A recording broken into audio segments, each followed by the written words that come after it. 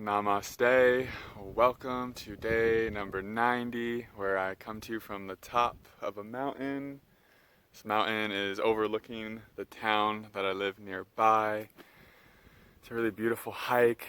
I really got to challenge, give my body a good test, a really challenging hike, and it feels really good to sometimes just hike up a mountain.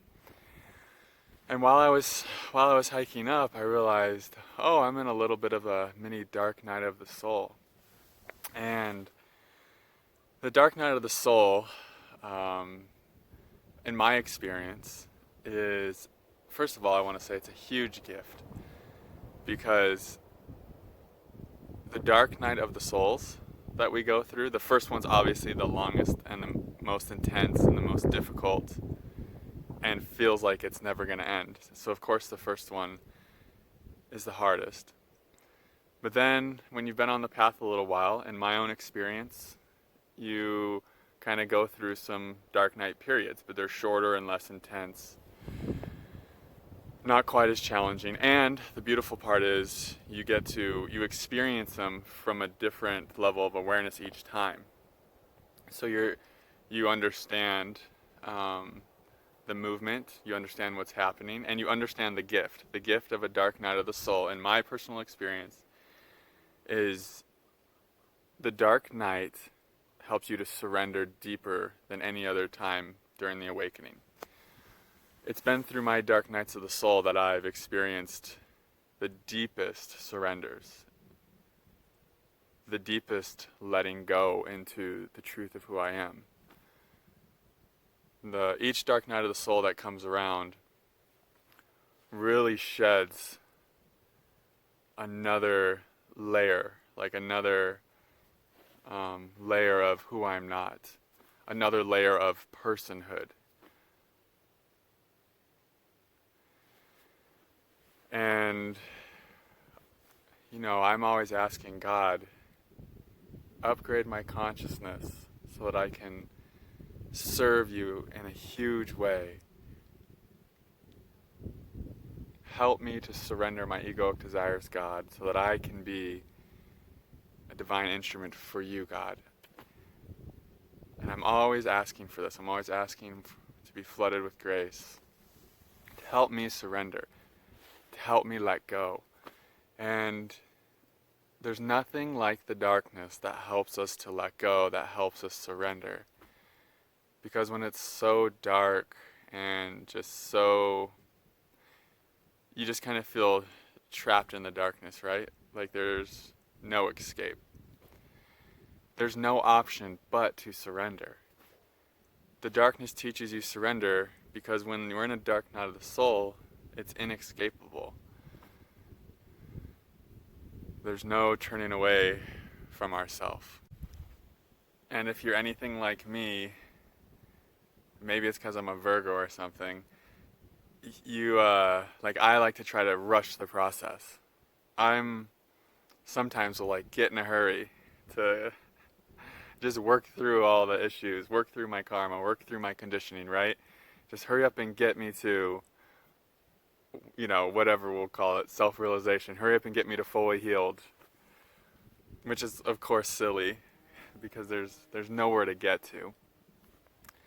And that's the part of you that's in a hurry, that's trying to get through this healing process, that's trying to get through this spiritual awakening, that just wants to get to the other side, which is normal. But that part of you is the part of you that the dark night is helping you to surrender. That's the part of you that you're letting go of. The part of you that says, I should feel this way now because I experienced that for this long, and this person, it only took them this long to get to this place, this level of consciousness.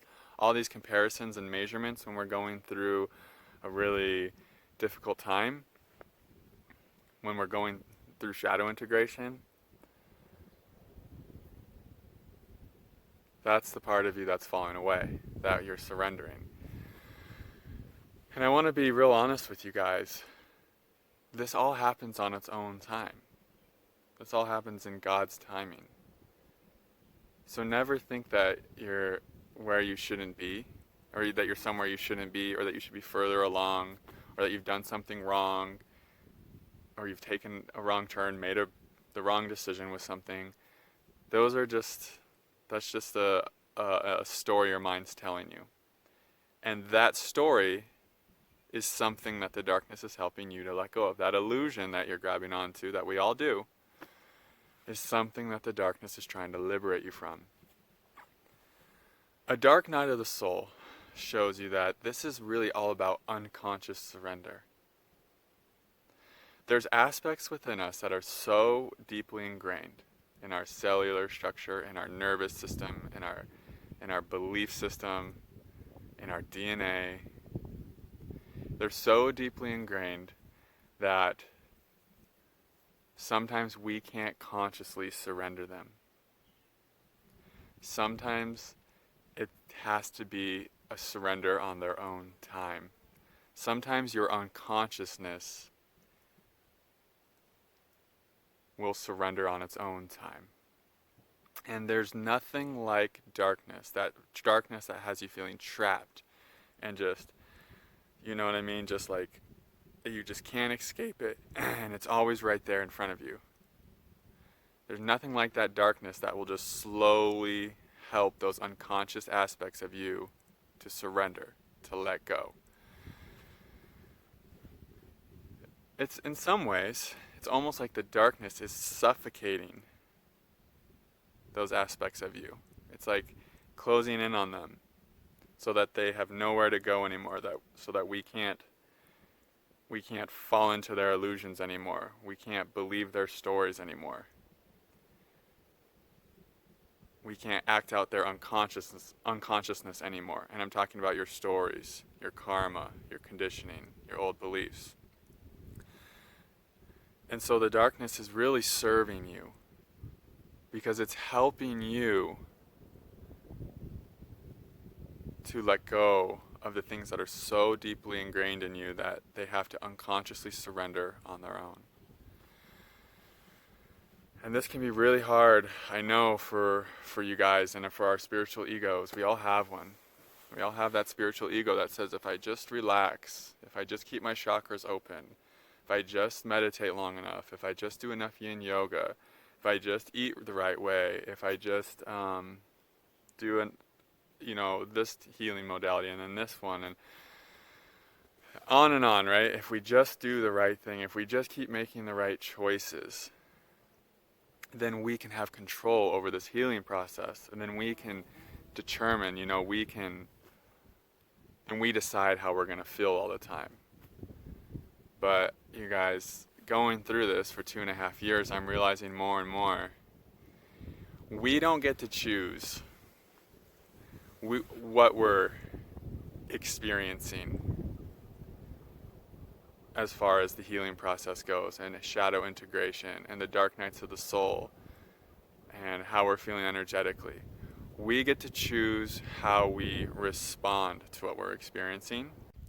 We get to choose what lens of perception that we see our dark night of the soul from, or see our dark night of the soul through. So like my first dark night of the soul, I didn't have any awareness of it. I didn't even know what spiritual awakening was, what kundalini was.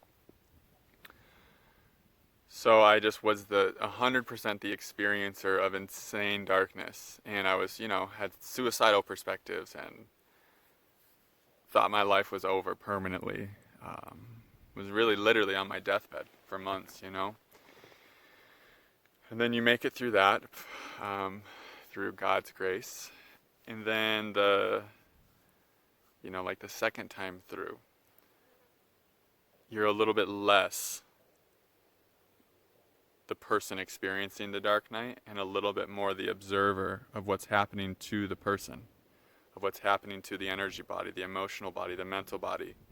You're still really in the darkness, but you have that a little bit of a place from which to observe that you've cultivated through going through the first dark night, through your surrender through the first horrendous dark night of the soul, if it was like mine, cultivates a space of awareness from which to observe the next one. And then that one, you cultivate a different place from which to see the next one. And so each dark night you go through deepens your awareness, deepens you into your inner being, so that you have a more of a um,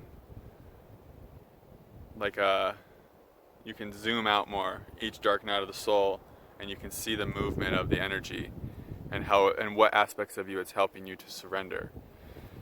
And like I said, so much of this is an unconscious surrender. So much of this is just allowing yourself to let go of trying to figure it out through your thinking mind. And it's something you're gonna fall into. I still fall into it all the time. Like these last few days, I've really kind of been in my mind, like trying to figure out, like you try to do the cause and effect thing, right? The illusion of cause and effect. The mind loves cause and effect. But cause and effect isn't real, guys. It isn't real when it comes to what we're experiencing. Of course, we can all put a story to, the mind can get real creative and put a logical story to why you're feeling. But the truth is, we're just upgrading our consciousness. We're just ascending. We're just healing, we're just literally healing everything in our bodies, our cellular structure, our DNA, our nervous systems. We're letting go of old beliefs, old paradigms, old grids. We're clearing density, we're taking in light. You know, that's the essential movement. And so these lower frequencies, if you will, not worse, not bad, just lower frequencies, they have to come out. And to come out, we have to feel them, we have to see them. And when we ask God to flood our being with grace, the grace is going to help us to illuminate all of this darkness. And when a lot of grace floods our being, like especially your first dark night of the soul, right when your kundalini awakens, like I've said before, it's like turning on the light in an attic that you haven't cleaned for years. And it's just, at first you're overwhelmed by all the debris, and it just looks like too much, too big of a job. And a beautiful thing my friend told me when we were talking about this, how so much of the time in a dark night of the soul, we really just want to figure it out with our mind. We want to figure out cause and effect and put logical thought to it. She told me, the solutions don't come to us when we're trying to think it through. They just come to us spontaneously. The realizations, the insights that the darkness is bringing forth for us while we're in a dark night of the soul, they just happen. When we're least expecting it, something just hits us, And then all of a sudden, we feel something fall away. So this isn't about trying to dig yourself out of the dark night. This isn't about trying to surrender harder or to let go. This is about the opposite of that. This is about just making peace fully with what is. And just fully opening and embracing the darkness and not wishing it were any different. As hard as that is for the thinking mind. And when you find yourself wishing it were different, loving yourself even when you're resisting it. Forgiving yourself even for resisting and fighting it. Because that's normal too. And I've even been doing that. I've been through this, quite a few times.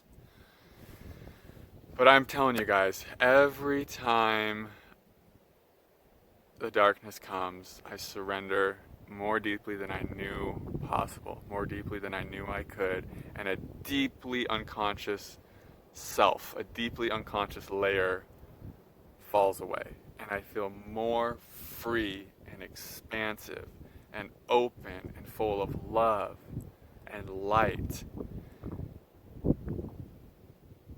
and so much more connected than ever. Each time I've come out of a dark night of the soul, this has been the case. And each dark night of the soul has been shorter and less painful and less intense. So I know now, when I'm in a mini dark night of the soul, there's this aspect to me, because like I said, I've deepened my surrender. Each dark night of the soul has helped me to deepen my perception, deepen my awareness, so that now when I'm going through one, I'm seeing this movement with such deep appreciation, because I'm seeing how it's cultivating more spiritual power. I'm seeing how it's cultivating more treasure for me to share, more experience for me to use as a reference to help others. It's helping me to discover more inner power, It's helping me to truly let go of thought. Because the deeper we go on this path, the more and more we realize going up here for solutions and answers to what's happening within, that's hell. That's hell. And the darkness shows us that. The darkness shows us, like, when we go up there when we go up into the mind, the thinking mind, the conditioned mind, the old patterns, the old stories, the fight or flight, when we go up there for what's going on for this inner transformation, the darkness really illuminates how painful that is. And so the darkness brings us into our heart. The darkness brings us out of the duality and the separation of the mind space. And the darkness helps us to cultivate a deeper connection to the oneness that is found in the heart. Well, I love you guys. It's funny, my spiritual ego is like, it's day 90. We should be in a different place. We should be so much, this and that. The spiritual ego is like, it's so funny. The darkness is helping me let go of that. The part of me that says I should be feeling a certain way, just because it's day 90 of meditating every day for 2 hours. And this meditation experiment is really helping me to connect with the truth that we're not in control. But the meditating has helped me to really accept that I'm not in control, right? It's not that some people think that you might meditate for 2 hours every day so that you can control your state and so you can always have a high vibration and always be connected. And truthfully, there was a part of me for sure that did this for that reason. But the more I do this, the more I realize I'm doing this so that I can fall in love with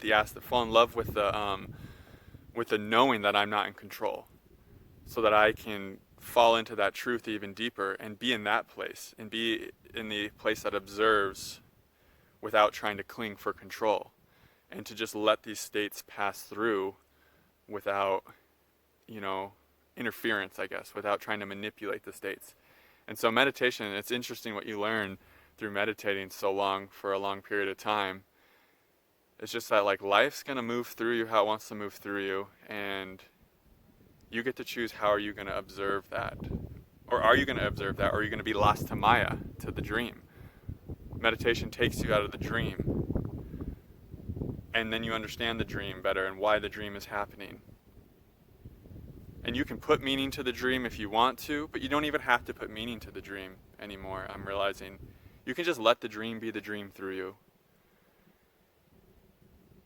And you just start wondering, well, who's the one dreaming? And then you start seeing who the one dreaming is. And then once you start seeing who the one dreaming is, you start inquiring, you start feeling into, well, where's the source of who the one that is dreaming? Where does that come from? Where does that self originate from?